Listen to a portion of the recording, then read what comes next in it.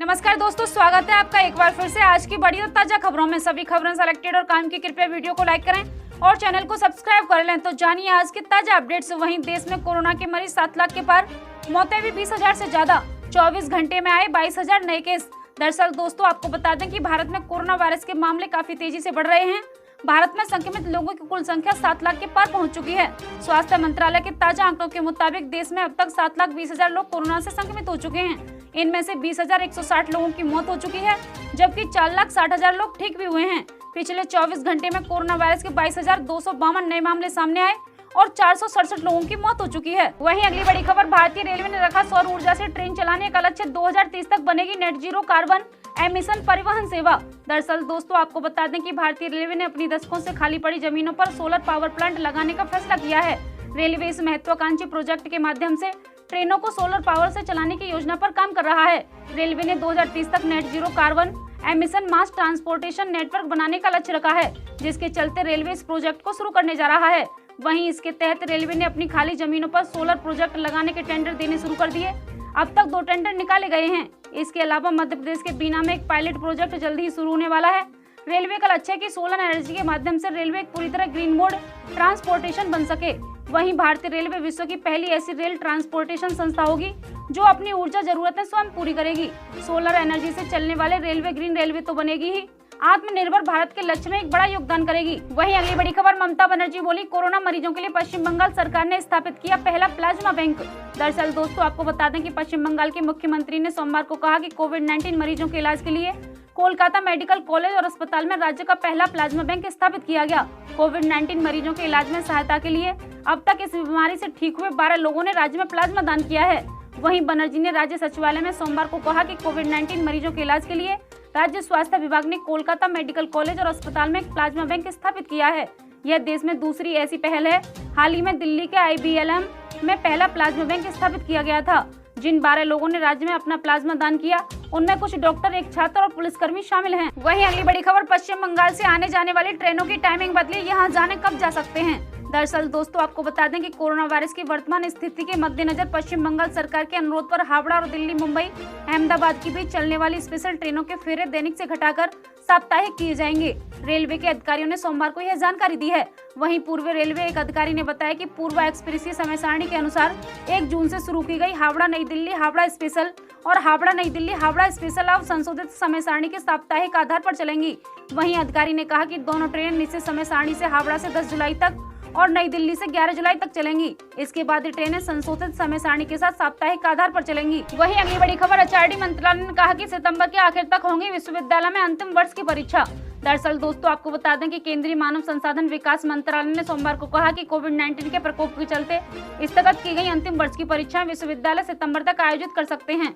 मंत्रालय ने कहा कि विश्वविद्यालय परीक्षाएं ऑनलाइन, ऑफलाइन या दोनों माध्यमों से आयोजित कर सकते हैं। इससे पहले सोमवार को ही गृह मंत्रालय ने मौजूदा ऑनलाइन 2 चरणों में विश्वविद्यालय के अंतिम शिक्षण संस्थाओं को परीक्षाएं आयोजित करने की अनुमति दे दी है। मंत्रालय ने एक बयान में कहा कि इससे विश्वविद्यालयों और संस्थानों को परीक्षाओं के आयोजन की अनुमति देने के लिए केंद्रीय उच्च शिक्षा सचिव को एक पत्र भेजा है। बयान में कहा गया कि परीक्षाओं के संबंध में UGC और विश्वविद्यालयों के एकेडमिक कैलेंडर के दिशा निर्देशानुसार और केंद्रीय स्वास्थ्य एवं परिवार कल्याण मंत्रालय द्वारा मंजूर मानक संचालन प्रक्रिया के अनुसार सालाना परीक्षा अनिवार्य रूप से आयोजित कराई जानी है। वहीं अगली बड़ी खबर, महाराष्ट्र में 8 जुलाई से खुलेंगे होटल और लॉज, हॉटस्पॉट जोन में लागू रहेगी पाबंदी। दरअसल दोस्तों आपको बता दें कि कोरोना वायरस से सर्वाधिक प्रभावित महाराष्ट्र में कोविड-19 के चलते प्रतिबंधित किए गए इलाकों के बाहर के होटलों को 8 जुलाई से 33% क्षमता के साथ काम करने की अनुमति दे दी गई। इसका मतलब यह हुआ कि आगामी 8 जुलाई से होटल और लॉज फिर से काम करना शुरू कर देंगे, लेकिन ये होटल अपने यहाँ कुल खाली कमरे या बेड में 33% ही विजिटर्स को दे सकेंगे। फैसला सोशल डिस्टेंसिंग के मद्देनजर लिया गया। बता दें कि कोरोना से सर्वाधिक प्रभावित महाराष्ट्र में होटल तभी से बंद है जब 24 मार्च को पूरे देश में लॉकडाउन लगा था। अब चूंकि देश में अनलॉक की प्रक्रिया चल रही है और जुलाई में अनलॉक 2 चल रहा है, तो ऐसे में राज्य सरकार ने अब पर्याप्त एहतियाती दिशा निर्देश जारी करते हुए होटल और लॉज खोलने की अनुमति दे दी है। वहीं अगली बड़ी खबर, ट्रेन में अब इस सुविधा के लिए यात्रियों को ढीली करनी होगी। जेब पढ़े हैं पूरी डिटेल्स। दरअसल दोस्तों आपको बता दें कि रेल मंत्रालय ने प्राइवेट प्लेयर ट्रेन प्रोजेक्ट के लिए पूरा खाका तैयार कर लिया। प्राइवेट प्लेयर ट्रेन में कई विशेषताएं होंगी। जानकारी के मुताबिक प्राइवेट ट्रेनों में यात्रियों को एयरलाइंस की तरह पसंदीदा सीटों के लिए भुगतान करना पड़ सकता है, न केवल पसंदीदा सीटें, यात्रियों ऑनबोर्ड सेवा में किसी भी अतिरिक्त सुविधा के लिए भुगतान करना पड़ सकता है, जिसमें वाईफाई, ऑनबोर्ड इंटरनेट और कुछ अन्य सुविधाएं शामिल हो सकती हैं। हालांकि इन सेवाओं के लिए शुल्क लगाने का निर्णय निजी कंपनियों के हाथों में होगा। वहीं रेलवे ने प्राइवेट कंपनियों को ट्रेनों के किराए को तय करने की स्वतंत्रता दे दी। इसके साथ ही निजी खिलाड़ियों को राजस्व के लिए नए रास्ते बनाने या नए क्षेत्रों का पता लगाने की छूट होगी। रेलवे ने स्पष्ट रूप में कहा कि कंपनियों द्वारा अर्जित सकल राजस्व एक निश्चित हिस्सा रेलवे के साथ ही साझा किया जाना चाहिए। रेलवे ने अप्रैल 2023 तक पहली प्राइवेट प्लेयर्स ट्रेन संचालित करने का लक्ष्य रखा। रेल मंत्रालय ने 21 जुलाई को परियोजना के लिए पहली पूर्वी बैठक बुलाई है। कई बड़े नामों से पहले ही रेलवे मेगा प्रोजेक्ट के लिए गहरी दिलचस्पी दिखाई गई। कंपनियों के लिए रेलवे की ओर से तय की गई शर्तों के अलावा निर्धारित शुल्क का भुगतान करना होगा। कंपनी के खराब प्रदर्शन के लिए जुर्माना देना होगा। निजी कंपनियों के पास रेलवे के मानकों का अनुपालन करते हुए अपनी पसंद के स्रोत से रेलगाड़ियों और इंजनों को खरीदने का विकल्प होगा। वहीं अगली बड़ी खबर, चीन को एक और झटका, भारत के बाद अमेरिका भी बैन कर सकता है चीनी ऐप। दरअसल दोस्तों, आपको बता दें कि भारत की ओर से डिजिटल स्ट्राइक करने के बाद अब अमेरिका भी चीन की कुछ ऐप को अपने देश में बैन करने का विचार कर रहा है। विदेश मंत्री माइक पोम्पियो ने कहा कि अमेरिका निश्चित तौर पर चीन ऐप को बैन करने की तैयारी कर रहा है। इसमें मशहूर ऐप टिकटॉक भी शामिल है। वहीं माइक पोम्पियो ने इस बयान से चीन को दोहरा झटका लग सकता है। इससे पहले ही भारत चीन 59 ऐप बैन कर चुका है, जिसे लेकर कंपनियां लगातार भारत सरकार से बात कर रही हैं, लेकिन सरकार की ओर से अभी तक कोई बदलाव करने का संकेत नहीं मिला। पूर्वी लद्दाख में भारत चीन की सेना के बीच बढ़ते तनाव को देखते हुए भारत ने चीन के 59 ऐप को बंद करने का फैसला लिया था। सभी ने इस फैसले को चीन के खिलाफ डिजिटल स्ट्राइक बताया। चीनी ऐप पर बैन लगाने के बाद भारतीय ऐप जमकर डाउनलोड हुए हैं।